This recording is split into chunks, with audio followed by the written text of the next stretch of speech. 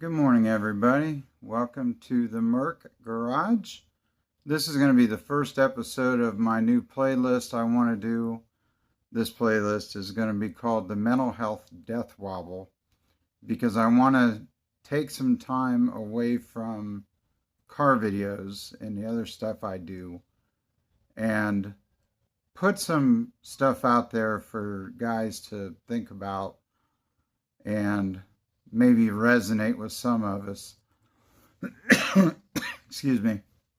I've been down with the weather's had me down last few days. The weather in Indiana right now is shifting violently almost from day to day. Give you an example, it was cold and rainy the last 2 days, and this coming week we're looking at a high of 90. So, I mean, it's all over the place, and my body's not liking it. But I wanted to start the video showing the garage in its current state. This is a typical person's garage in the summertime. We've got riding mower, we got the tiller, we got the push mower.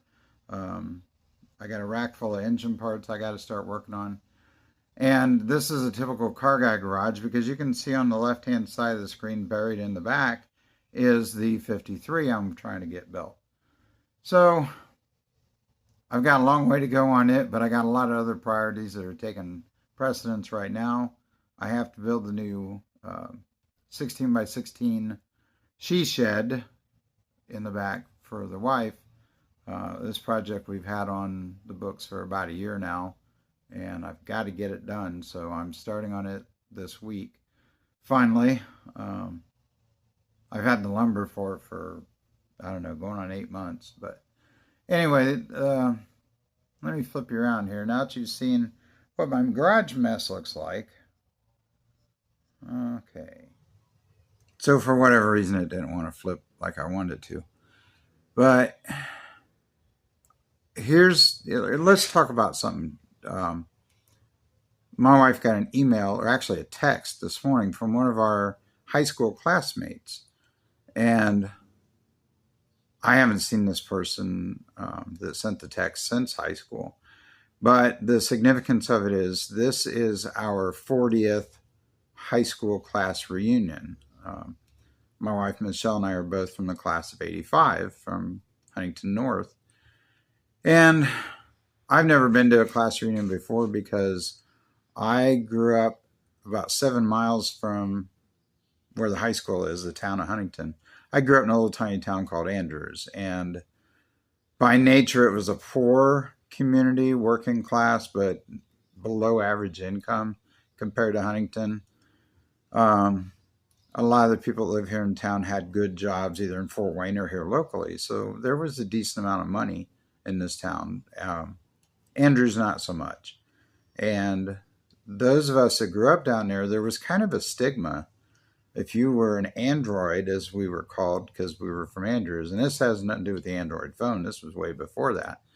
We were kind of looked at as, scum, Girls wouldn't give you the time of day because you were probably a poor person if you were from Andrews, or you were uneducated or whatever, probably inbred. There was all kinds of stigma to living in Andrews. And high school especially, and it's like this in any school, I'm sure, but high school has its cliques. And you had the jocks, and you had, the cheerleaders, and you had this and that and the other. I was none of those. I was the kid that my father didn't want me to have a car because he didn't like the idea of me having that much freedom. I had 2 older half siblings that just totally abused that privilege. So when I came along, I was held down with an iron thumb and said, "You're not going to own a car. You're not going to cause trouble like your brothers." So my transportation all through high school was a 20-inch BMX bike. I raced BMX for several years, and that was my transportation. And I would ride 20, 30, 40 miles a day all through high school. I did work after school. I was a lifeguard certified. I was a volunteer fireman at the same time. My senior year, I worked in a local factory. Second shift, 410s. I'd work from 4 in the afternoon till 2 in the morning, 4 days a week, had Fridays off, but that was after school. And I was in delayed enlistment for the Air Force at the time. So I knew that, if I wanted to do something and not be an android the rest of my life, I had to get out of here. So I went in the Air Force. But long story short, 40th anniversary, when you say it, has a weird ring to it. Like, wow, that really means we're old because, you're 18 roughly when you graduate high school. So you add 10 years to that, 20 years, 30. Time you get to 40 years, we're racking up, points. So it's kind of melancholy in a way to look back because in 40 years, you think, well, okay, you've had 40 years. You should have, pretty much done everything that a normal person should do. You should have a college education. You should have a good career, a big house, all the stuff that comes with 40 years of being in the workplace, especially our generation, Gen Xers. We were raised that you had to make your own way, in the world. So we went out and did it. And I sit and look at my situation. And I think, well, I don't have the big mansion on the hill. I don't have a PhD in anything, or or even a master's at that point. But rather than focus on, okay, well, there are people who have done better than me, and they have more, and they do more, and blah blah blah. I think the best option is to think about the little things. Excuse me. Because I have a lot of little achievements, and I don't think they should be discredited because they're not on the same level as, well, you don't have a PhD or you don't make six figures a year or any of that. You don't live in a prestigious subdivision. So just because I don't have those accolades, I think most of us guys are kind of, by society's view, we're supposed to think, well, okay, if you haven't done X, Y, and Z or A, B, C, if you haven't accomplished these things, then you're a failure. And that is absolutely not the case.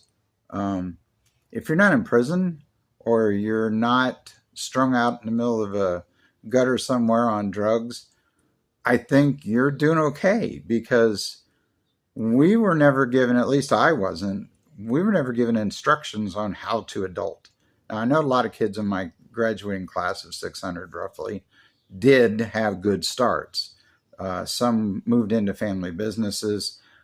Some were coached and mentored by their parents, who had the forethought to kind of shape, where the kids were going to go in life. I had none of that. I had an absent father, and my mother was institutionalized. So I sit here at 58 and a half years old, and I go, well, okay, I don't have A, B, and C, but I have D, E, and F. I have a DD 214 with an honorable discharge. I have twice, we're working on the third time now of beating major cancer. I've gotten to travel to some of the coolest places on the planet. I've been all over the United States. I've gotten to do most everything on a bucket list a lot of people would have.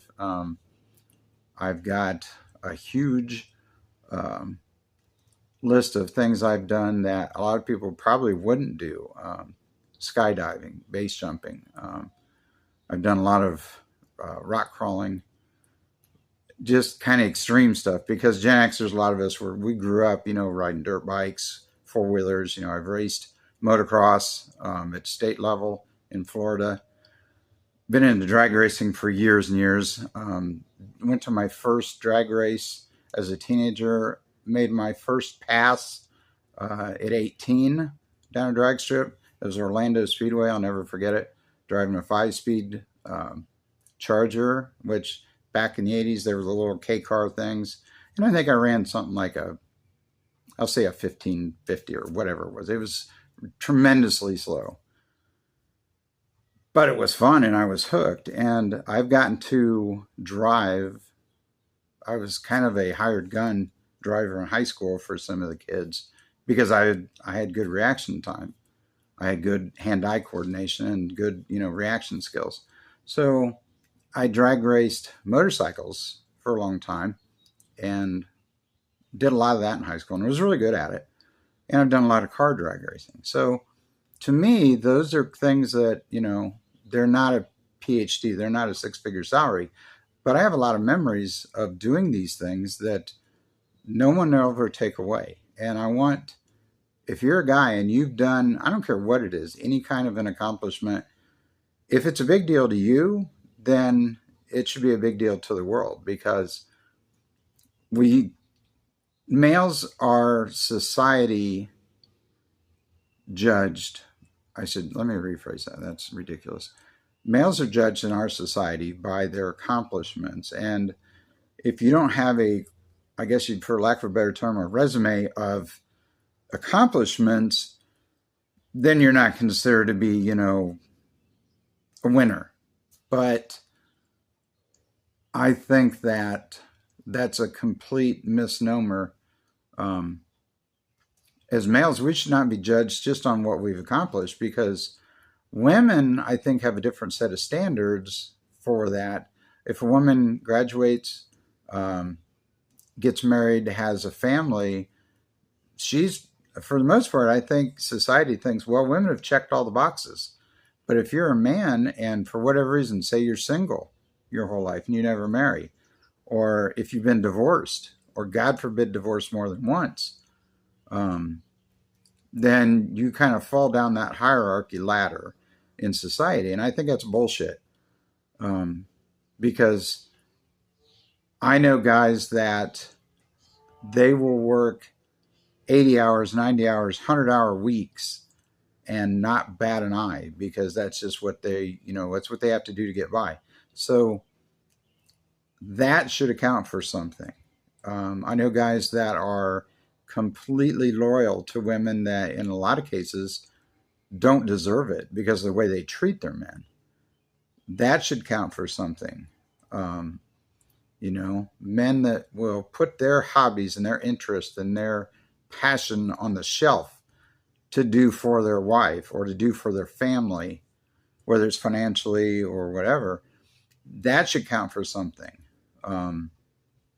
My thing right now is, according to my neurologist, I'm on borrowed time. And my goal now is to get the hot rods done. I originally was going to build one. I have changed my mind 15 times because of where I wanted to build to go. And I'm actually building two. And one's going to be a tow rig. One's going to be an actual drag and drive car. And I've got a lot of work to do to get them done.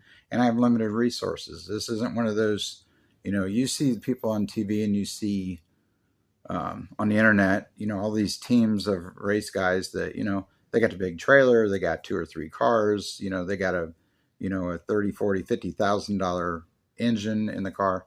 That's not me. I'm building basically junkyard stuff because Uncle Sam doesn't pay much for retirement. So I make do by, rather than paying somebody to build my stuff, I learned to do it myself. I learned to weld. I learned to build engines. I've learned everything, including the newest EFI tuning, stuff like the Holley fuel management. I can tune that now. And there's a great sense of accomplishment knowing I can do these things. Now, this isn't going to mean anything when you go to a class reunion and people go, oh, well, I'm a doctor, or I'm a dentist, or, what do you do?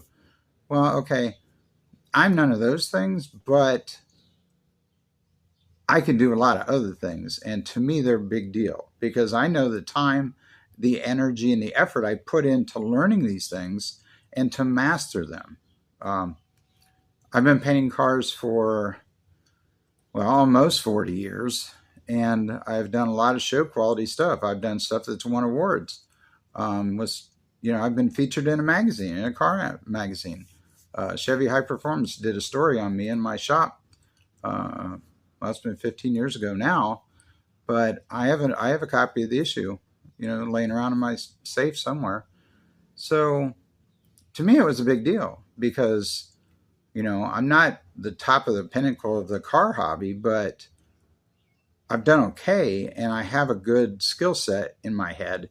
And now I'm at the point in life where I want to pass it on before something happens to me where I can't either physically or mentally do it anymore because I'm losing a lot of my um, memory and capacity for doing certain things skill set wise because I've had a huge series of strokes. They were small ones, but they've added up and it's caused a lot of damage.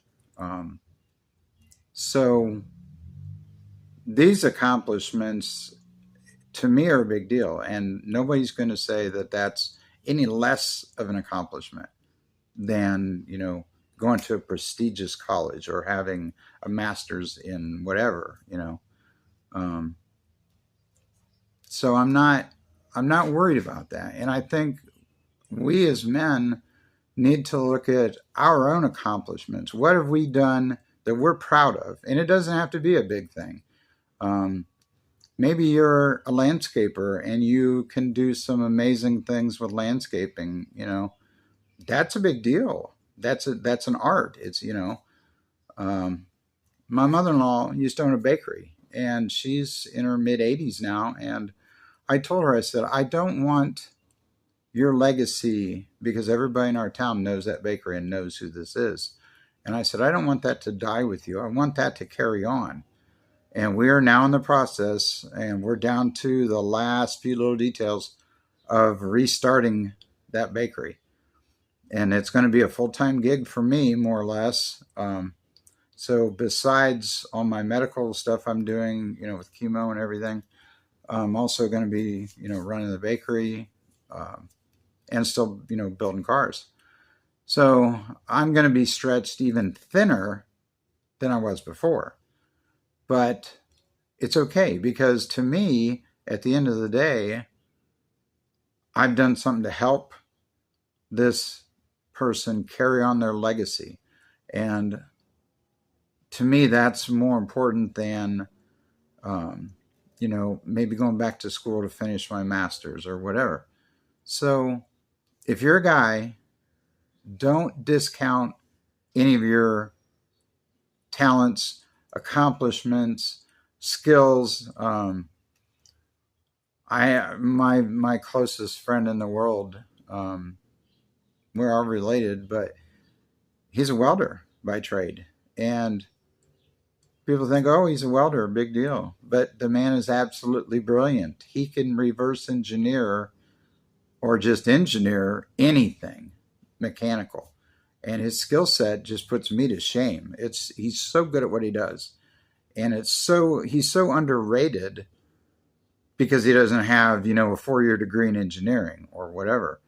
But I would kill to have his skill set, and it's amazing to watch him work, and I love watching him work, and we have so much fun together. And we're going to be doing a lot of stuff in the near future, I think. We're going to probably collaborate on a few builds, and it's going to be a lot of fun. But he looks at his skill set as a diminished return on investment for his time being out of school. And I say, look, you can do things that people can't even dream of doing, engineering wise. So don't discredit yourself for that. And I know a lot of guys that think, well, okay, I can do this or this. It's not a big deal. It is a big deal.